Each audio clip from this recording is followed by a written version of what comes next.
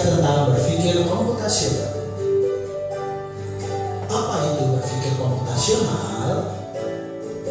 Melalui berpikir komputasional, ini bukan tentang coding saja, tapi cara berpikir logis dan sistematis untuk memecahkan masalah, mirip seperti cara kerja komputer.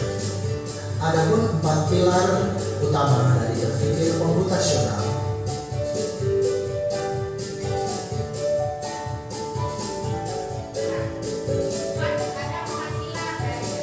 Yang pertama adalah dekomposisi, yaitu memecahkan masalah besar menjadi bagian-bagian yang kecil sehingga mudah dikelola.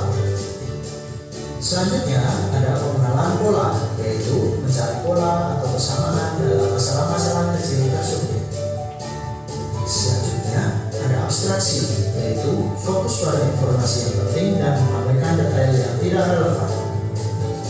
Yang terakhir ada algoritma, yaitu menyusun langkah-langkah yang terurut dan jelas untuk menyelesaikan masalah. Jadi, berpikir komputasional adalah alat ampuh untuk memecahkan masalah. Terima kasih dan sampai jumpa. Oke, itu tentang berpikir komputasional. Nah, sekarang ada satu video lagi yang harus kalian cermati.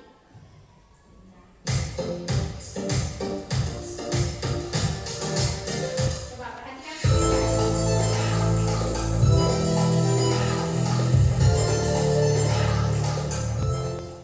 Halo teman-teman, perkenalkan namaku Rara. Aku adalah siswa kelas 4 SD di SD Nusantara. Saat di sekolah, aku dan teman-temanku mendapatkan tugas dari ibu guru. Aku mendapatkan tugas seni rupa sebagai pekerjaan rumah. Tugasku adalah membuat kerajinan tempat pensil dari botol plastik bekas. Bagaimana ya cara mengerjakan tugas tersebut agar lebih mudah? Aha, aku mempunyai ide. Sebelum mengerjakan tugas tersebut, aku akan mengurai tugas. Apa itu mengurai tugas? Mengurai tugas adalah memecahkan tugas besar menjadi potongan-potongan tugas kecil. Sehingga dalam mengerjakan tugas seni rupa tersebut, aku bisa memecahkan tugas tersebut menjadi potongan-potongan tugas kecil. Kalian perhatikan potongan tugas-tugas berikut ini ya. Aku akan membagi tugas menjadi 2 pekerjaan. Pekerjaan yang pertama yaitu siapkan alat dan bahan. Lalu aku mengurainya menjadi potongan tugas-tugas kecil. Seperti yang pertama, menyiapkan botol plastik bekas. Yang kedua, menyiapkan kertas berwarna. Yang ketiga, menyiapkan alat memotong seperti gunting dan cutter. Yang keempat, menyiapkan perekat seperti selotip bermata 2. Yang kelima, menyiapkan spidol hitam. Dan yang terakhir yaitu menyiapkan kardus. Lalu pekerjaan yang kedua aku bagi lagi menjadi beberapa tugas. Pekerjaan yang kedua yaitu membuat tempat pensil dari botol bekas. Tugas yang pertama yaitu potong botol bekas menjadi 2 dan gunakan botol bekas bagian bawah. Yang kedua, lapisi botol bekas dengan selotip bermata 2 untuk merekatkan botol dengan kertas. Tugas yang ketiga, tempelkan kertas menutupi seluruh sisi lengkung botol. Tugas yang keempat, menambahkan hiasan agar tempat pensil dari botol plastik bekas terlihat menarik. Tugas yang kelima, tempelkan tempat pensil yang sudah jadi di atas kardus yang sudah dilapisi dengan kertas berwarna. Nah, dengan menguraikan tugas besar menjadi tugas kecil, maka aku tidak akan kebingungan dalam mengerjakan tugas tersebut, karena tugas tersebut menjadi lebih mudah dan ringan untuk dilakukan.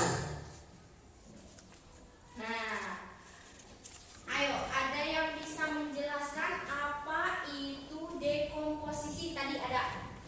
Ayo, acungkan tangannya. Tidak ada yang salah. Ayo, coba Ajeng. Tadi sebutkan apa? Katanya dekomposisi teh? Memecah